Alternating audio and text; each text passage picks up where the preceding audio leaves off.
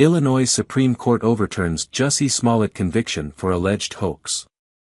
The Illinois Supreme Court has overturned a conviction against actor Jussie Smollett, who prosecutors accused of staging a racist and homophobic attack against himself in 2019 in Chicago. Smollett, who is black and gay, was convicted of 5 counts of disorderly conduct in 2021. He had claimed 2 men targeted him in a hate crime, yelling racial slurs and putting a noose around his neck while he was walking down the street near his apartment.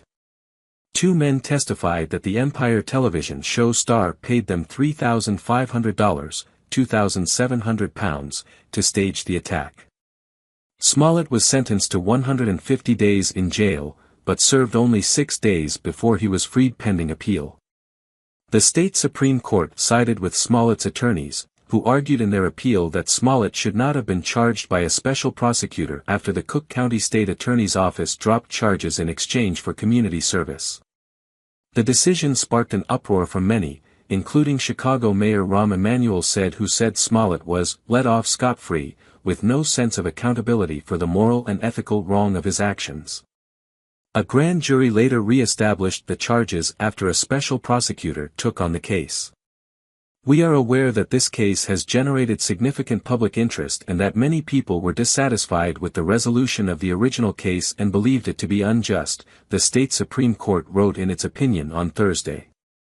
Nevertheless, what would be more unjust than the resolution of any one criminal case would be a holding from this court that the state was not bound to honor agreements upon which people have detrimentally relied.